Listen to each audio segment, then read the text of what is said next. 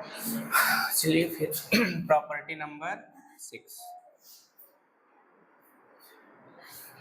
यदि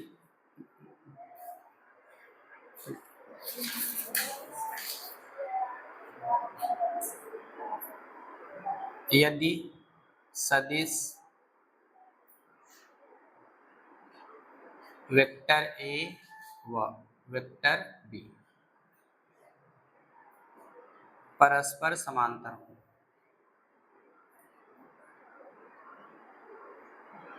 अब समांतर दो टाइप का होता है, एक समदिश और एक विपरीत वाले ना। समांतर हो अर्थात थीटा बराबर क्या मिलेगा, 0 डिग्री या 180 ना। तो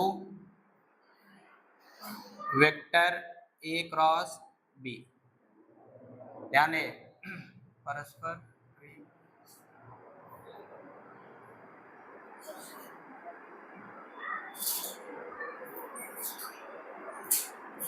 परस्पर समांतर हो अर्थात थीटा बराबर 0 डिग्री या 180 डिग्री ना। तो वेक्टर ए क्रॉस बी, तो क्या लगाएंगे, mod of vector A mod of vector B sine 0 degree, यहाँ क्या लिखेंगे एन कैप ना। इसकी वैल्यू क्या हो जाएगी 0, तो पूरी राशि क्या हो जाएगी 0। या फिर हम लोग यहाँ क्या रख दें, vector A cross mod of vector A mod of vector B sine 180 degree N cap, तब भी क्या आएगा 0 ही आएंगे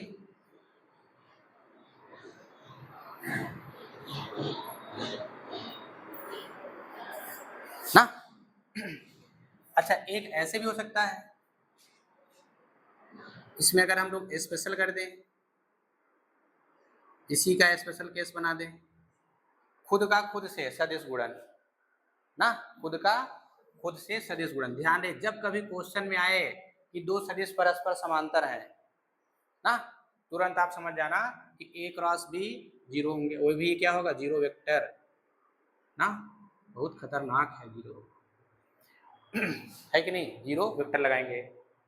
अच्छा अगर समांतर हो तो एक केस और बनता है, याद है, वेक्टर ए डॉट बी बराबर ए बी, ये भी आप ध्यान रखिएगा ऑब्जेक्टिव क्वेश्चन में, सत्य और असत्य कथन वाले ना। करेगा निम्नलिखित में से कौन असत्य है, अब आपने ये रखा, ये भी सही है, ये भी तो सही है। अब अगला वाला ऑप्शन देखो, तीसरा चौथा क्या है ना। तो समांतर का मतलब ही नहीं कि जो क्रॉस वाला है वही, डॉट वाले में देखिए समांतर कंडीशन क्या था, इसमें समांतर कंडीशन क्या है, वहां एंगल हम लोग निकालते थे, यहाँ भी एंगल निकाल लेंगे।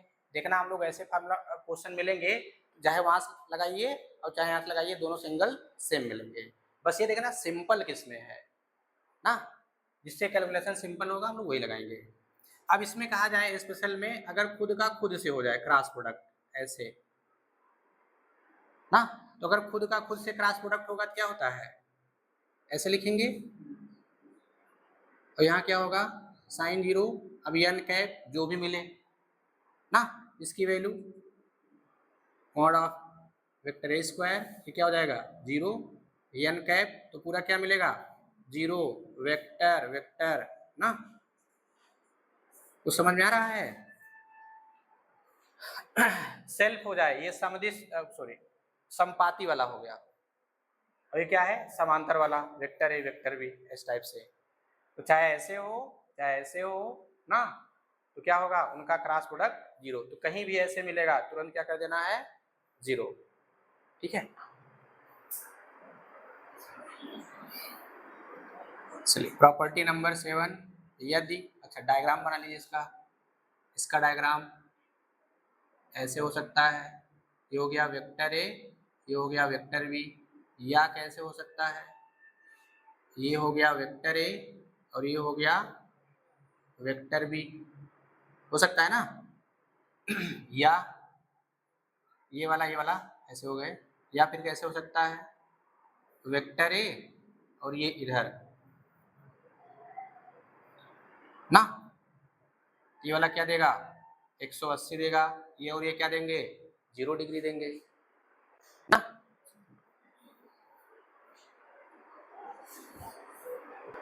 इसमें ना एक लंब वाला भी देख लीजिए, ये तो समांतर हो गए। अच्छा, इसे हम लोग क्या बोलेंगे?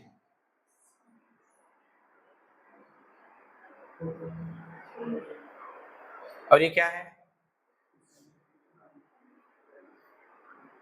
ये भी पैरेलल है ना, लेकिन अपोजिट वाला है, तो ये भी पैरेलल होगा कि नहीं ना।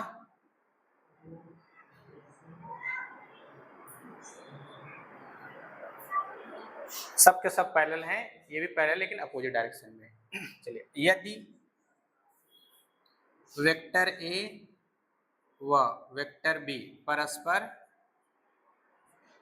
परस्पर लंब हो, लंब हो अर्थात अर्थात थीटा बराबर क्या, 90 डिग्री, तो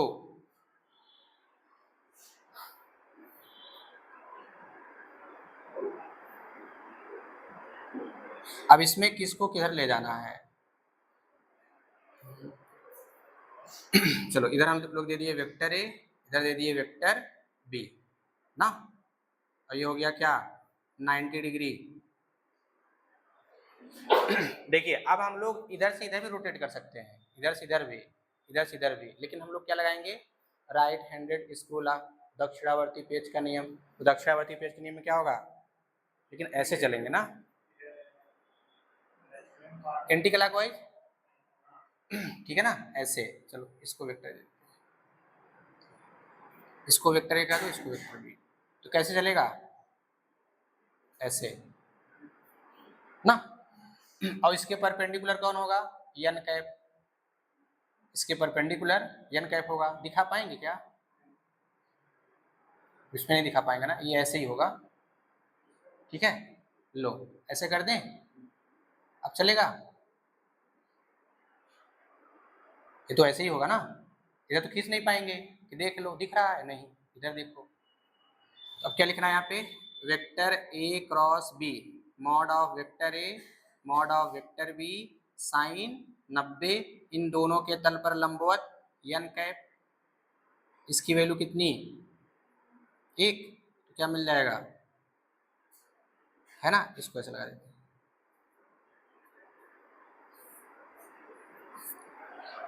ठीक है।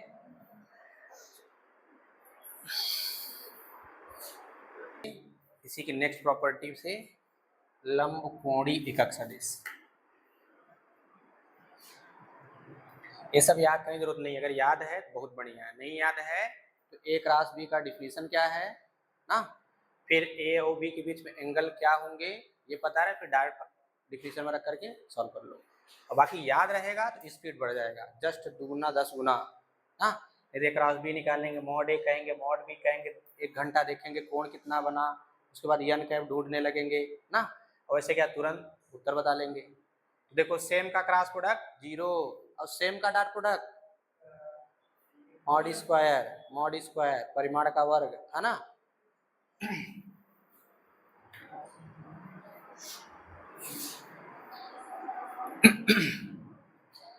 प्रॉपर्टी नंबर 7,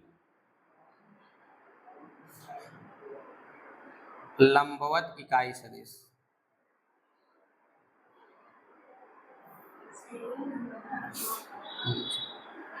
लंबवत इकाई सदिश,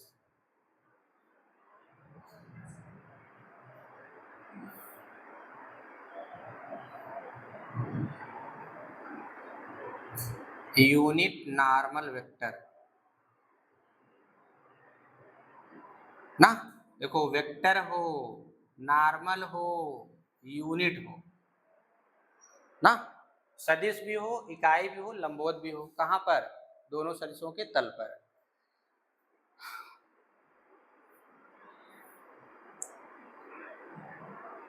इनके बीच एंगल के लिए वेक्टर ए और ये है वेक्टर बी, ये क्या है, थीटा ना। ये दो सदिश वेक्टर ए और वेक्टर बी, यदि दो सदिश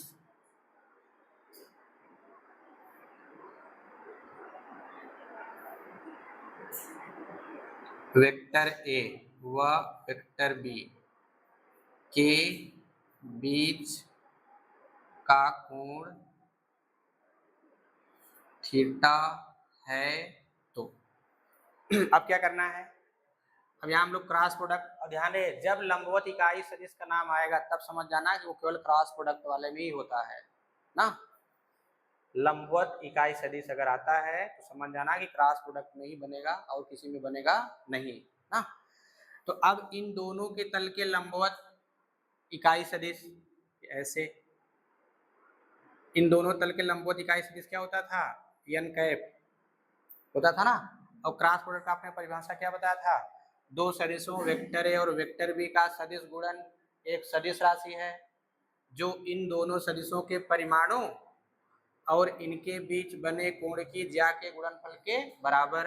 अब जो आई ये इसकी दिशा इन दोनों सदिशों के तल के लंबवत इकाई सदिश की ओर होती है,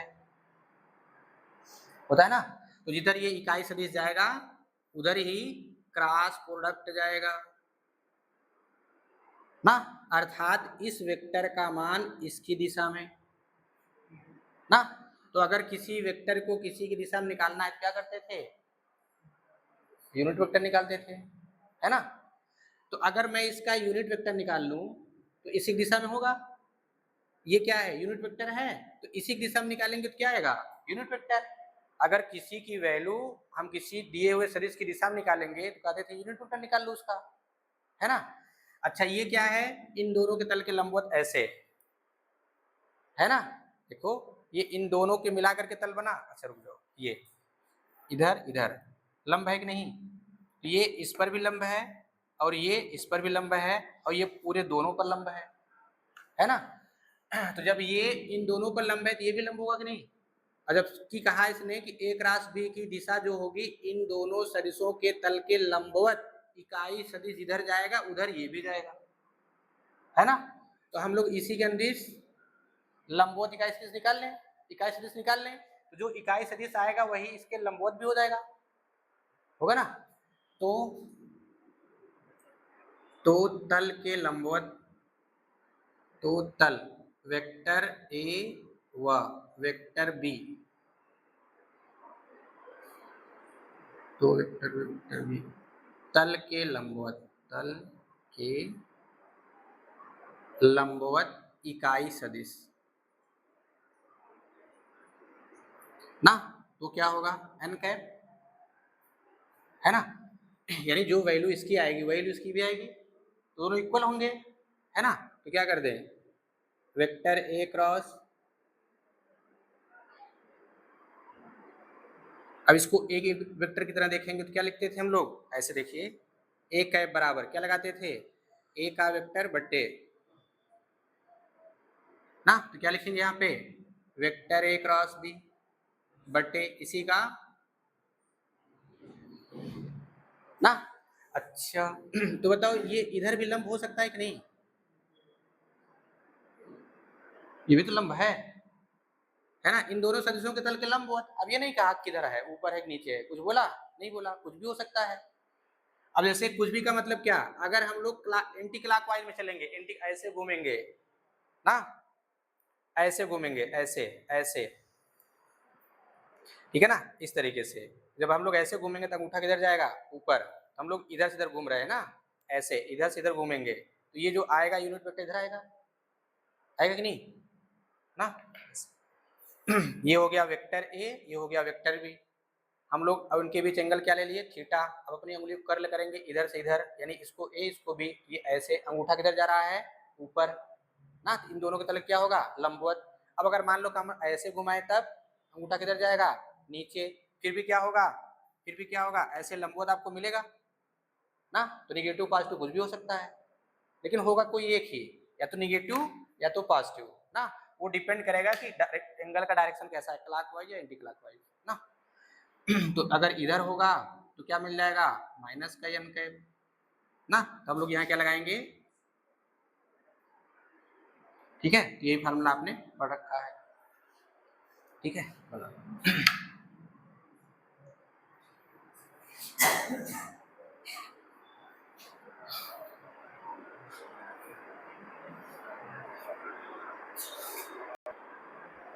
वैसे ना प्लस माइनस आप यहाँ लगाइएगा ये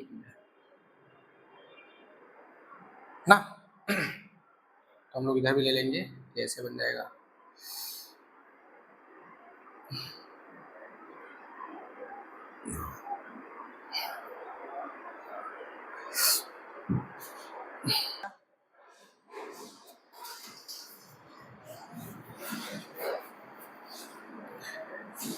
तो जब लंबवत इकाई सदिश पूछेगा ना, लंबवत इकाई सदिश, तो हम लोग क्या करेंगे, दिए गए दोनों सदिशों का क्रॉस प्रोडक्ट निकालेंगे। उसके बाद ना उसके बाद क्या करना है, उस क्रॉस प्रोडक्ट के मॉड से भाग दे देना है ना। अच्छा, इसमें एक चीज थोड़ा हम लोग और कर लेते हैं, वेक्टर ए क्रॉस बी का मान ज्ञात करना।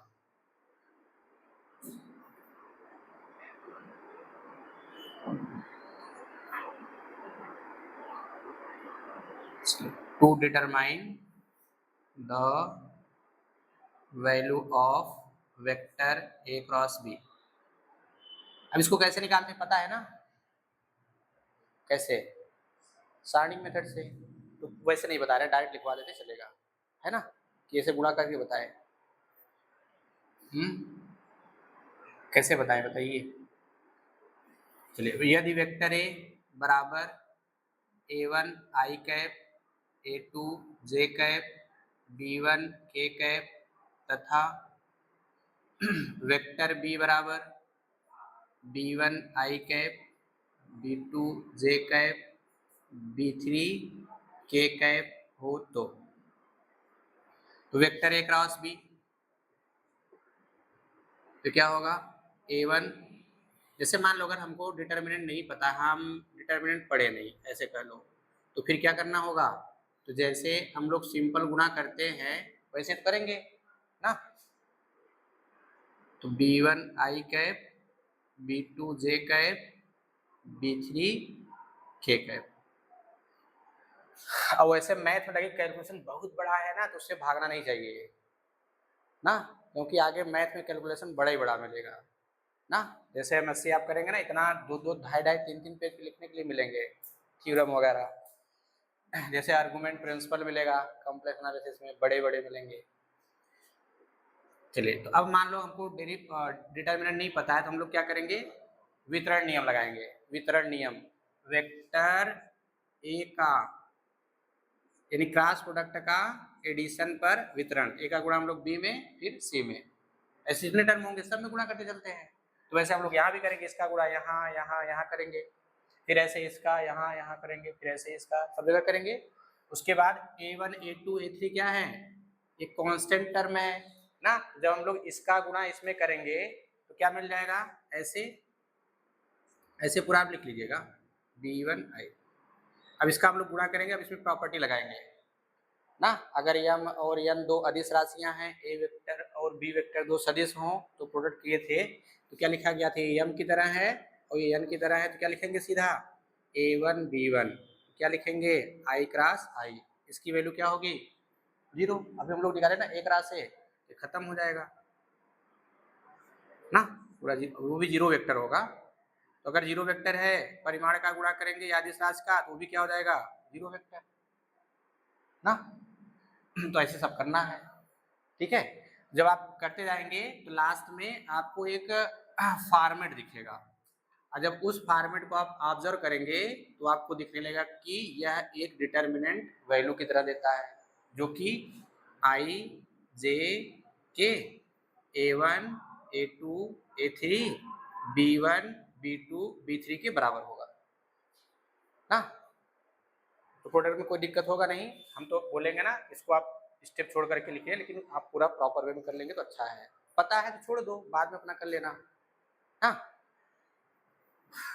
तो अब हम लोग क्रॉस प्रोडक्ट कैसे निकालेंगे, जैसे हम लोग उसमें डॉट प्रोडक्ट में क्या करते थे, गुणा तो बड़ा सा किए थे, लेकिन हम लोग आई के कोफिशिएंट, जे के कोफिशिएंट और के कोफिशिएंट के प्रोडक्ट का सम निकालते थे। वैसे हम लोग यहाँ भी क्या करेंगे, डायरेक्ट डिटरमिनेंट निकाल लेंगे। और क्या ये एक वेक्टर है, वो क्या था, स्केलर था, ठीक है ना। चलो इसको नोट करिए, हम लोग करेंगे question.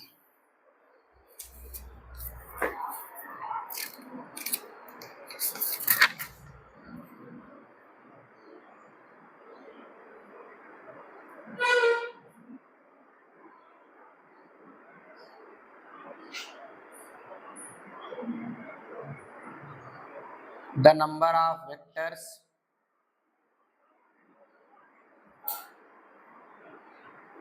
of unit length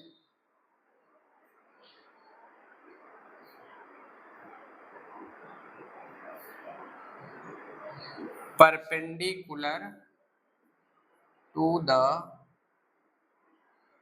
vectors a vector is equal to I plus j and b vector is equal to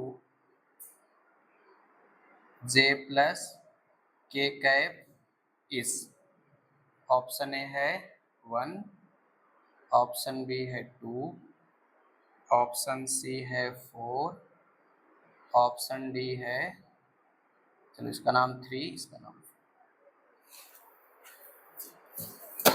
हाँ। अब ये क्वेश्चन ट्राई करिए।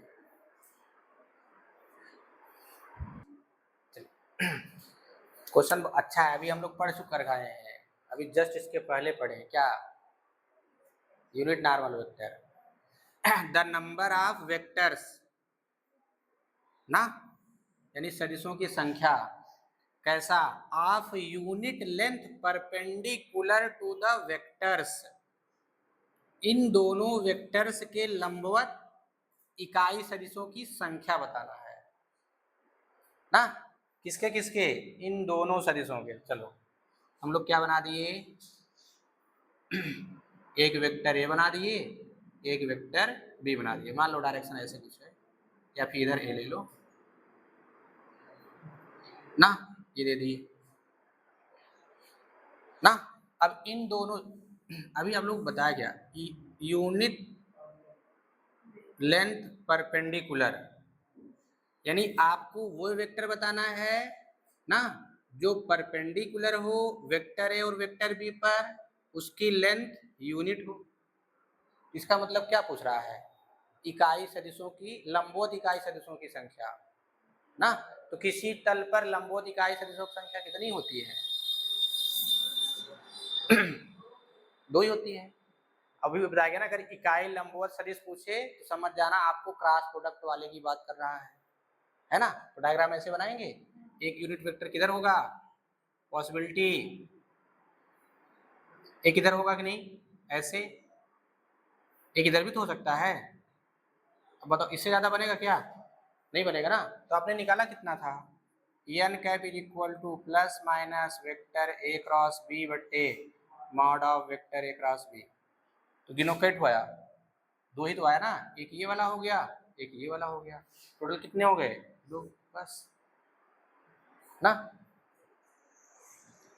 एक लोग ऐसे लगाए, इसका मॉड निकाल दिए √2 आ गया, इसका मॉड निकाल दिए √2 आ गया, दोनों कर दिए गुना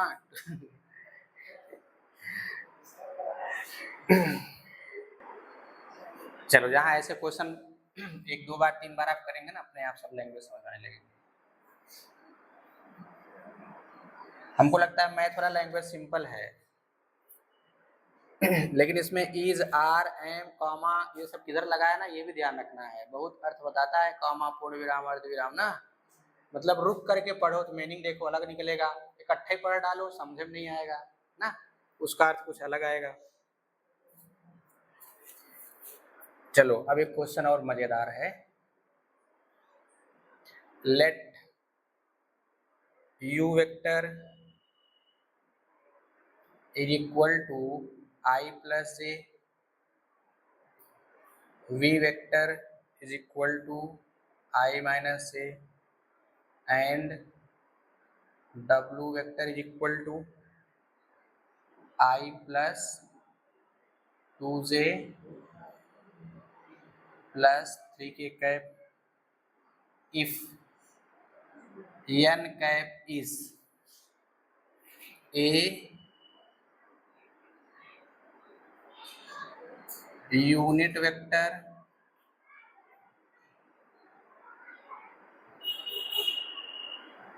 such that u vector dot n cap बराबर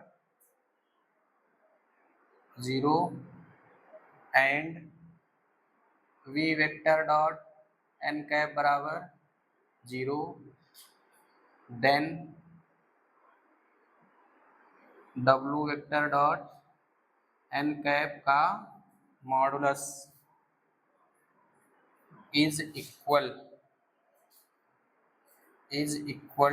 टू, ऑप्शन ए है 3, बी है 0, सी है 1, डी है 2 ना। ये क्वेश्चन पहले यहाँ का था, तो ऐसे हमको पुराने क्वेश्चन ढूंढना है ना।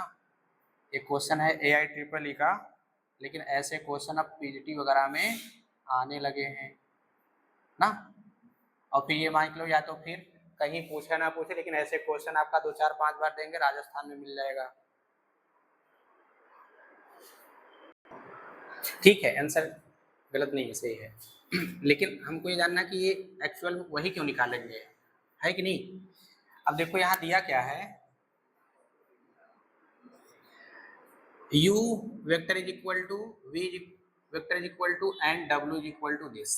If n cap is unit vector, n cap क्या है, यूनिट वेक्टर है, such that vector u dot n cap is equal to 0, अर्थात वेक्टर u और n कैप कैसे है, परपेंडिकुलर ना, and v vector dot n cap ये भी एक दूसरे पर क्या है, परपेंडिकुलर है।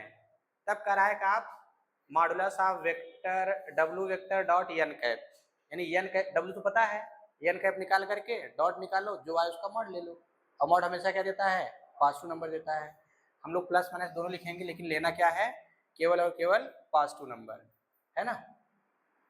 तो यहाँ क्या क्या दिया है, इसको लिखिए, since vector u dot n cap बराबर 0, that means u vector perpendicular to n cap ना, एंड आ जाओ ना। अब v vector dot n cap ये भी क्या है, 0 है। इसका मतलब क्या हुआ कि v vector perpendicular n cap ना। अब देखो हम लोग बनाते हैं इसको ऐसे। अब इसको मान लेते हैं कि ये u है और ये क्या है, n कैप है ना।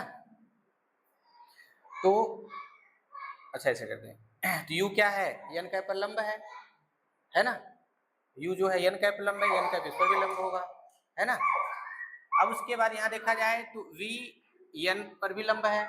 ये देखो हम लोग ऐसे बना लें ना, u इस पर लंब हो गया, ये इस पर लंब हो गए, अर्थात तीनों कैसे हो गए, परपेंडिकुलर, है कि नहीं। तीनों कैसे हो गए, परपेंडिकुलर। ये क्या है, n कैप है। तो अब अगर देखा जाए तो n कैप इन दोनों के तल पर लंबवत है कि नहीं। और n कैप क्या है, यूनिट वेक्टर है, अर्थात इनका जो क्रॉस प्रोडक्ट आएगा वो इसी की दिशा में जाएगा। तो ये क्या है, इकाई सदिश है, अर्थात इनके क्रॉस प्रोडक्ट हम लोग क्या करेंगे, इकाई वेक्टर में चेंज कर लेंगे, है समझ में। तो कहने का मतलब इन सबको मिलाकर हम लोग क्या बना पाएंगे, डायग्राम से कैसे बना लें। चलो अच्छा, ये हो गया u वेक्टर, ये हो गया v वेक्टर, ये हो गया n कैप। अब सही है। अब इन दोनों के तल पर ये क्या है, ऐसे लंबवत है। तो इनका हम लोग क्या निकालेंगे, क्रॉस प्रोडक्ट। इनका क्या निकाल लें, क्रॉस प्रोडक्ट, तभी तो n कैप आएगा ना। और n कैप आप निकाल नहीं पाएंगे। अब सोचिए कैसे निकलेगा तब ना। अब सोच कर निकालो, यहाँ से अगर निकाल पाए तो बहुत मुश्किल है ना, नामुमकिन नहीं है, बहुत मुश्किल होगा। और फिर एक प्रश्न बने, क्या हम लोग इस मेथड सब जो लगाएंगे, क्या इस मेथड के अलावा भी क्या और कोई तरीका है, तो आप निकाल सकते हो। तो पहले हम लोग ये वाला देख लें, फिर उससे भी देख लेते हैं, क्योंकि डॉट प्रोडक्ट है, हम लोग डॉट प्रोडक्ट वाला लॉजिक लगा के देख लें, है ना। तो अब यहाँ से क्या करना है, अब n कैप निकालना है, n कैप। तो n कैप क्या है, इन दोनों पर ऐसे परपेंडिकुलर है, इन दोनों पर परपेंडिकुलर है। अगर एक सदिश दो वेक्टर पर परपेंडिकुलर है, इसका मतलब क्या निकालते थे, लंबवत इकाई सदिश, अर्थात हमको यहाँ इसका क्रॉस प्रोडक्ट निकालना होगा, और जो क्रॉस प्रोडक्ट आएगा उसका यूनिट वेक्टर निकाल लें, वही n कैप के बराबर हो जाएगा ना। तभी तो हम लोग देखिए हम निकाले थे n कैप बराबर plus minus a cross b का कैप, आया समझ में। तो क्या निकाल लें यहाँ से, n cap is equal to u cross v upon mod में u क्रॉस v ना। अब u क्रॉस v निकाल लीजिए, तो u क्रॉस v क्या होगा, यहाँ सब दिया हुआ है, तो u cross v is equal to, आया समझ में ना। तो यहाँ क्या है, आई जे के, u और v, आई जे, इसका मतलब 1 1 0 1 -1 0, ठीक है। तो क्या करें, केवल k को ब्लॉक कर दो, है ना, क्योंकि बाकी सब जीरो कर देगा। तो ये इधर से निकल जाएगा, कितना आएगा, -1 बाकी सब क्या हो जाएंगे ना, तो -0, ये भी क्या हो जाएगा +0, लेकिन कौन सा जीरो आएगा, ये खतरनाक है ना। चलो नहीं लिखेंगे चलेगा, ये हो गया ऐसे, हाँ चलो ये मिल गया। ये अब क्या निकाल लें, इसका यूनिट वेक्टर अर्थात n कैप बराबर u क्रॉस, अच्छा इसका हम लोग मॉड भी ले लें इसी के साथ में, तो क्या मिल जाएगा, माइनस, तो वैल्यू क्या आ जाएगी 2,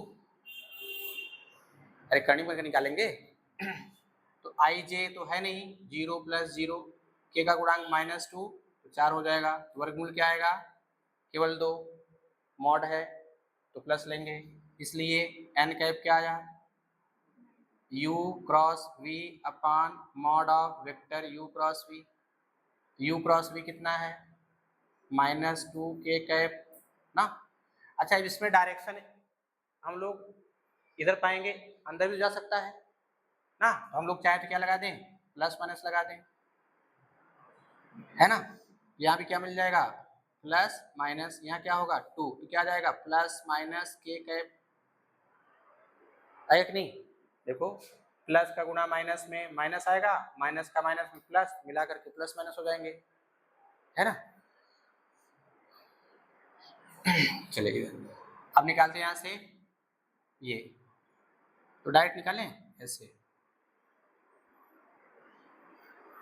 अब यहाँ देखिए केवल के कैप है ना, तो W वाला क्या है आई जे के, और डॉट प्रोडक्ट में हम लोग क्या करते हैं, सेम इकाई वाले के कोफिशिएंट का प्रोडक्ट करेंगे। यहाँ के दिया हुआ है, डॉट के वाले गुणा करिए तो क्या मिलेगा, +-6 ना, वैल्यू क्या मिल जाएगी, अरे सॉरी ना, देख ला ये हर सन बाकायन है चलो ये क्या गया ना।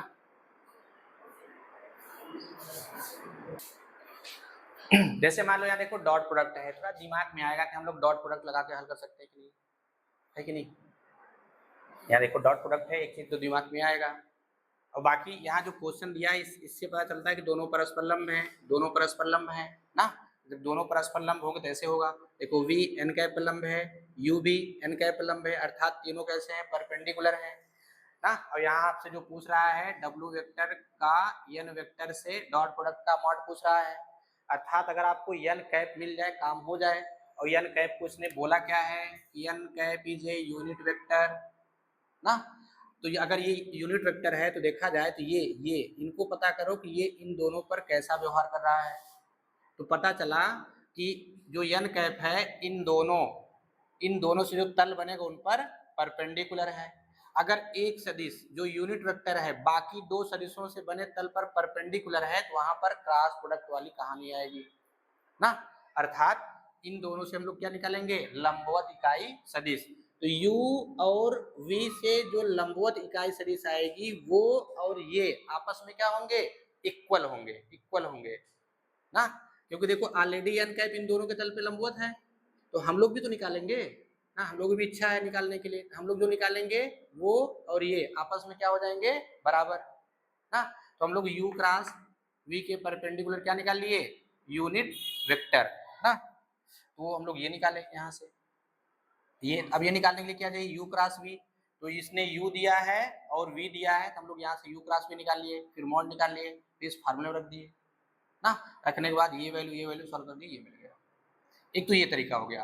अब ये हमारा हो गया n कैप, और पूछा क्या है आपसे ये वैल्यू, तो फिर w वेक्टर की वैल्यू और n कैप, तो w वेक्टर क्या है i + 2j + 3k, और यहाँ केवल क्या था k कैप, हम लोग k के कोफिशिएंट का इसके k कोफिशिएंट गुणा कर देंगे, और बाकी वाले से गुणा करेंगे डॉट प्रोडक्ट तो 0 होता है ना, और फिर क्या ले लेंगे इसका मॉड, तो क्या मिल जाएगा 3 अब इसका हम लोग दूसरे तरीके से करते हैं। मान लो कि हमको ये नहीं पता है, अब वो इसे कैसे नहीं पता होगा, पता करना पड़ेगा ना ये सब। चलिए सेकंड मेथड, अब कोई बोलेगा ना हम ऐसे नहीं लगाएंगे, हमको नहीं आता है, तो फिर क्या करिए, अगर n कैप पता हो जाए काम हो जाएगा, n कैप पता हो जाए तो काम हो जाएगा। और इन सबको देखने से क्या पता चलता है कि 3 डायमेंशन का है आई जे के ग्रुप में। तो n कैप मान लो हमको पता नहीं है, जब नहीं पता है तो क्या करते हैं, मानते हैं कि नहीं, तो मान लो ये एक्स आई वाई जे जेड के है ना। अब चलो और क्या दिया हो यहाँ पे, since u vector dot n cap बराबर 0, हाँ तो u वेक्टर क्या है ये, n कैप क्या है ये, प्रोडक्ट करेंगे तो क्या मिलेगा x प्लस वाई बराबर 0। अच्छा जेड वाला अगर लिखना चाहें तो क्या मिल जाएगा, इसको लिखते चलिएगा ना, कहीं कहीं जीरो भी लिखना कैलकुलेशन में हेल्प करता है। अच्छा रुक जाओ, आई प्लस जे डॉट एक्स आई प्लस वाई जे प्लस जेड के कैप बराबर 0। अब सही है ना। अब गुणा करिएगा, तो आई का कोफिशिएंट जे का कोफिशिएंट के तो है नहीं, 0 मान लेंगे, तो गुणा करेंगे x का इसके कोफिशिएंट से, तो x मिलेगा, फिर y मिलेगा, फिर आप लिखिएगा क्या 0, ये हो गया इक्वेशन, सही है ना। अच्छा कितनी अज्ञात राशियां हैं यहाँ पे, तो कम से कम कितने समीकरण, 3 समीकरण अगर सॉल्व करना है, अगर उससे कम बना तब तो हल कर पाएंगे, नहीं कर सकते, तो क्या अप्लाई करेंगे, रैंक मेथड वो वाला यूज कर लेंगे, है ना। जब हमारे पास कोई चारा नहीं तो मैट्रिक्स बेचारा लगा दो, and vector v dot n cap बराबर 0, डायरेक्ट प्रोडक्ट करें अब ना, v की वैल्यू ये है, अब बाकी ये, तो क्या मिलेगा x minus Y plus 0 z is equal to ये, तो कम से कम 3 समीकरण बने थे, लेकिन मिला क्या केवल 2 ही ना। अब हम लोग यूज करेंगे रैंक मेथड ना, तो क्या बनाते हैं मैट्रिक्स, तो मैट्रिक्स बनाइए एक्स वाई जेड के कोफिशिएंट से, तो क्या बनेगा 1 1 0 1 माइनस 1 0 ना। अब यहाँ क्या लिखेंगे X Y Z is equal to 0, सही है, फ्रॉम 1 एंड 2। से बना लिए हम लोग मैट्रिक्स इक्वेशन। अब क्या करेंगे, इसको इक्विवेलेंट फॉर्म में चेंज करिए, तो ये वाला 0 होना चाहिए ना, तो 1 ये हो गया 1, तो इसको 0 करिए, इसमें से घटाइए, तो 1 में से 1 घटाएंगे, माइनस 1 में से 1 घटाएंगे 0 ना। अब इसको घटाने मत लगिएगा कि हमारे खुशी कुमारी ये घटा दो ना। अब क्या करना है, इसको और सिंपल करिए, वैसे नहीं भी करेंगे चलेगा, पाई वोट मिल गया, पाई वोट मिला ना, तो फिर किसमें पाई वोट नहीं मिला ना, थर्ड वाले कॉलम में, थर्ड वाले कॉलम में ये किसको बताता है x को, ये किसको बताता है y को, ये किसको बताता है z को, तो फिर किस कॉलम में पाइवोट नहीं मिला, थर्ड वाले में, तो जिसमें पाइवोट नहीं मिलता है वो क्या देता है फ्री वेरिएबल, और फ्री वेरिएबल है तो हम भी फ्री हैं ना, तो z बराबर क्या ले लेंगे 1, है ना।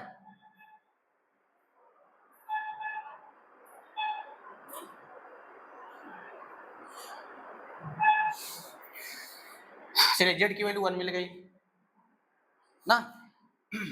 अच्छा 1 ही क्यों लेते हैं, बहुत सारा वैल्यू ले सकते हैं, बहुत सारा वैल्यू। देखो मैं जो उदाहरण बताऊंगा वो कोई लॉजिक नहीं है ना।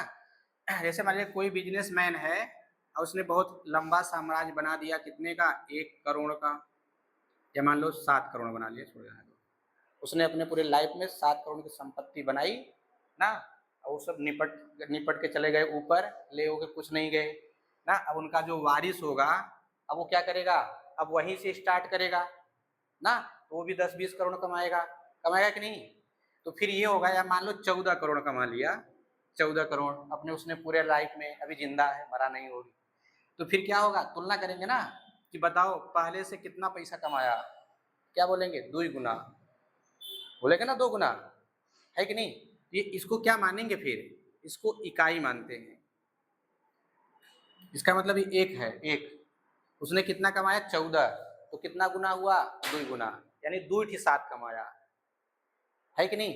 तो ये एक साथ था, एक और एक्स्ट्रा कमा लिया, 2 साथ हो गया, तो मतलब दुगना इसके पास आया, है ना। तो ये जो हम लोग एक लिए हैं, और भी आप ले सकते हैं, लेकिन एक लेने से क्या होता है, कैलकुलेशन वगैरह होता है, बाकी अगर और कोई लॉजिक होगा तो नहीं मालूम है। और अगर फ्री वेरिएबल टाइप में होगा तो हम लोग एक ही लेकर चलते हैं। और या फिर ये भी ले सकते हैं -1, है ना, मान लो बेच बांच के खा गया, सब खत्म हो गया, ठीक है। तो जेड की वैल्यू मिल गई। अब चलिए समीकरण 1-2 से देखिए ना, ये तो 0 है, समीकरण 1-2 को ऐड कर दें।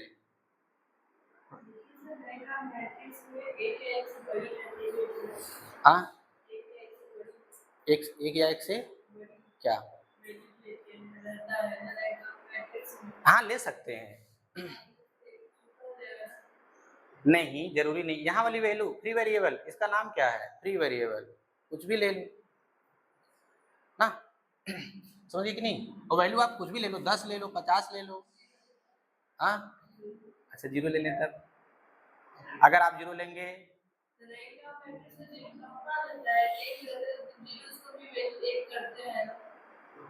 नहीं नहीं, यहाँ तो अननोन 0 है ना, जैसे मैं जेड का मान अगर 0 ही ले लूँ तो बताओ इस पर कोई फर्क पड़ेगा रैंक पे, वो तो रैंक 2 ही रहेगा ना। अब 1 व 2 को जोड़ दीजिए, तो जोड़ेंगे, कहाँ गया ये, y से y कटेगा तो 2x बराबर 0, तो x बराबर 0, इसलिए y बराबर क्या मिल गया 0। अब यहाँ से z की वैल्यू क्या लिए हैं 1 या -1 ना। अब ये सब वैल्यू मिल गई x y z की, लिखो, इसलिए n कैप बराबर क्या आएगा, यहाँ रखिए, x का मान 0, y का मान 0, z का मान 1 या -1, मिलाकर क्या मिल जाएगा ±, ना।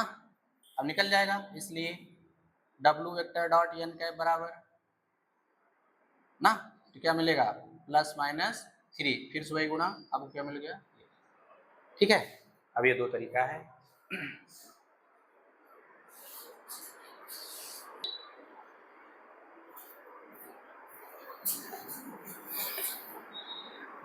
तो ऐसे क्वेश्चन पीजीटी में बन सकते हैं ना, है कि नहीं।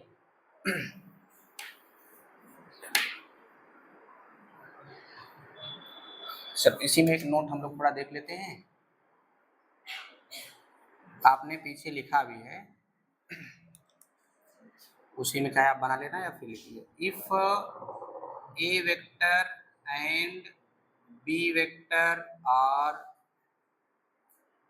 कोलिनियर ना, अगर वेक्टर ए और वेक्टर बी कैसे हैं, कोलिनियर, कोलिनियर मतलब संरेख, संपाती, समांतर ना, कोलिनियर है, दैट इज, अगर कोलिनियर है इसका मतलब एंगल कितना बनेगा, that is theta is equal to 0 r pi 180 ना। अगर ऐसा हो गया तो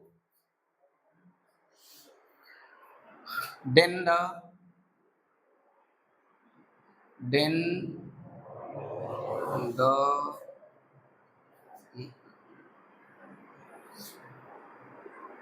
वेक्टर ए क्रॉस बी, ऐसे लिखेंगे, ऐसे लिखेंगे, साइन की वैल्यू 0 r पाई, एक साथ कर देते हैं ना, और ये क्या हो गया n कैप। अब ये हो गया आपका ए बी, पूरा क्या हो जाएगा 0, बताओ ये n कैप क्या होगा ना, जैसे ये पैरेलल हो जाए या फिर ऐसे, अब कहा जाए n कैप का डायरेक्शन क्या होगा, या इसी ओवरलैप कर जाए ना, तो यूनिट वेक्टर डायरेक्शन क्या होगा, देखो जब ऐसे था इस तरीके से, यूनिट वेक्टर ऐसे होता था कि नहीं, इसका जो क्रॉस प्रोडक्ट आता था ए क्रॉस बी, ए क्रॉस बी, ए क्रॉस बी, वो इधर होता था, लेकिन अब ये पैरेलल हो गया, वेक्टर ए वेक्टर बी, तो बताओ एन कैप कहाँ जाएगा, कुछ हो सकता है, डिफाइन कर सकते हैं, नहीं मिलेगा ना। डिफाइन कब होता है, देखो ये और ये कैसे हैं, नॉन कोलिनियर, देखो ये इधर जा रहा है, इधर जा रहा है, कोलिनियर का मतलब क्या है, ऐसे सदिश जो एक ही रेखा पर हो, ठीक है, इसकी रेखा इधर, इसकी रेखा इधर, तो क्या कोलिनियर हुए, नहीं हुए ना, तो ये और ये कोलिनियर नहीं है, तब जाकर के हम लोग perpendicular unit normal vector define कर पाए। लेकिन यहाँ पर क्या है, ये कैसे हैं, संपाती हो गए, या फिर ऐसे कैसे हो गए, समांतर हो गए, या फिर ऐसे हो गए। तो इस स्थिति में एन कैप मिलेगा नहीं, डिफाइन ही नहीं कर पाएंगे ना। वैल्यू क्या मिलेगी, वैल्यू आपको 0 मिलेगी, बट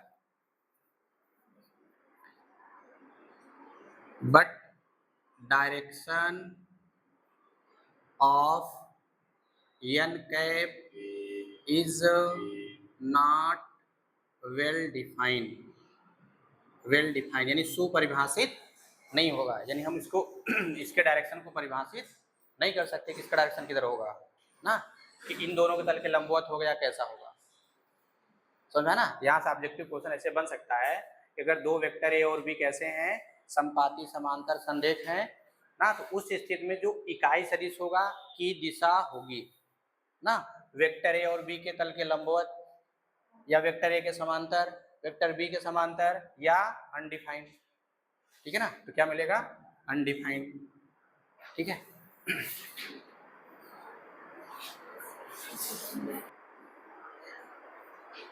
इन सब में थोड़ा ध्यान रखना, अगर कहीं गलती हो जाए वेक्टर वाला, जीरो ऊपर वेक्टर लगे तो वेक्टर मान के चलिए।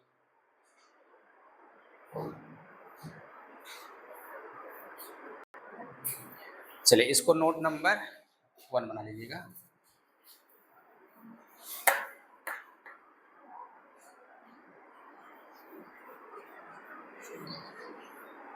चलिए सेकंड में देखो, हम लोगों को क्या पता है कि since vector A cross B is equal to mod of vector A mod of vector B sine theta N cap ना।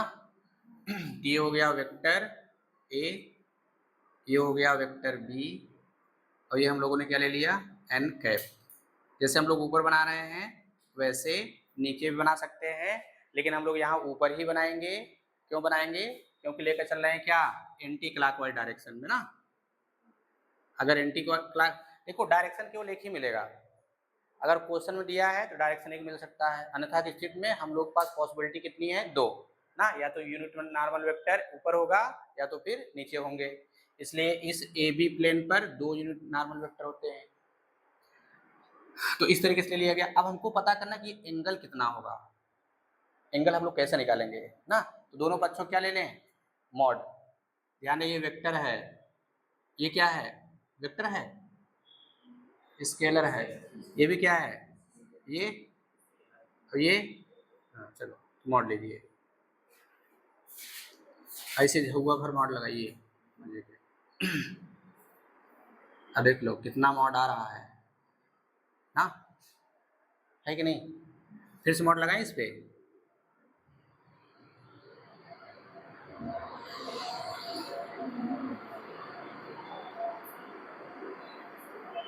इधर क्या लगा दें, मॉड एन कैप, चलेगा। एक 2 बार मॉड लगाओ, चाहे एक बार लगाइए, है कि नहीं, पॉजिटिव नंबर तब भी देता है। इसको भी एक बार, ये कैसी राशि है, अदिश राशि है। अगर राशि अदिश है तो हम लोग उसको मॉड से बाहर कर सकते हैं, क्या लिखेंगे, और ये क्या देगा, अरे इकाई सदिश है कि नहीं। चलो अब साइन थीटा बराबर क्या आएगा, साइन थीटा बराबर mod of vector A cross B बट्टे ना। चलो यही फार्मूला पढ़े हैं, तो यहाँ से भी हम लोग 2 सदिशों के बीच एंगल निकाल सकते हैं। अब जहां पर आपने निकाला होगा 2 सदिशों, इंटर वाले किताब में है या फिर वैसे भी हम लोग किए होंगे कि वेक्टर ए दिया हुआ है और वेक्टर बी दिया हुआ है, वेक्टर ए और वेक्टर बी दिया हुआ है। अब यहाँ पर आप ना कॉस थीटा से एंगल निकालिएगा ऐसे करके, और फिर यहाँ से एंगल निकालिएगा, बताइएगा दोनों से एंगल सेम आता है या अलग अलग ना। वैसे दोनों से क्या मिलेंगे, सेम आएगा। जैसे मान लो यहाँ क्या आ गया 1/2, तो थीटा बराबर 60, यहाँ क्या आएगा √3/2 आ जाएगा, मिलेगा कि नहीं, है ना। अब क्वेश्चन में थोड़ी ना बोला कि आप अदिश से निकालो, आप पहचान पाएंगे क्या अदिश का एक सदिश का है, नहीं बता सकते ना, बस आपसे एंगल पूछा है, तो आप जो आपको सरल लगे आप उसी से कर लीजिएगा। अब इसी में अब इसी में क्या है, इफ वन ऑफ इन दोनों वेक्टर में से कौन कौन, ए वेक्टर और B vector, if one of vector A or vector B or both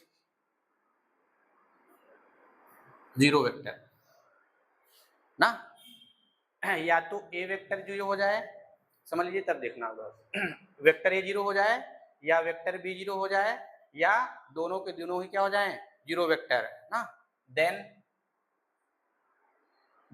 अब बताइए ये क्या होगा, अब ये क्या आएगा, ऐसे रुको मैं ऐसे लिख देता हूँ, दैट इज वेक्टर ए बराबर जीरो वेक्टर ना, आर वेक्टर बी बराबर zero vector, or vector A and vector B बराबर जीरो वेक्टर ना, then mod of vector A क्या आएगा बताइए, जीरो आएगा कि नहीं, मॉड ऑफ वेक्टर बी बराबर क्या आएगा, जीरो आएगा कि नहीं, वेक्टर ए क्रॉस बी क्या आएगा, जीरो वेक्टर आएगा, आएगा ना, वेक्टर ए क्रॉस बी, अब सही है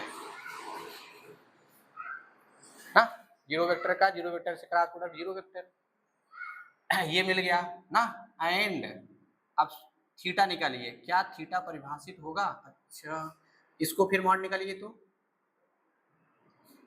जीरो वेक्टर का मॉड जीरो, अब निकालिए यहां से वेक्टर ए क्रॉस बी बट्टे mod of vector A mod of vector B, बताइए इसकी वैल्यू जीरो इसकी वैल्यू जीरो, ये सिंपल गुणा है, क्या गया जीरो बाई जीरो ना, तो साइन थीटा, तो थीटा बराबर क्या आएगा, sine inverse zero by zero, कैसी वैल्यू है, कैसी वैल्यू है, अनडिफाइंड ना,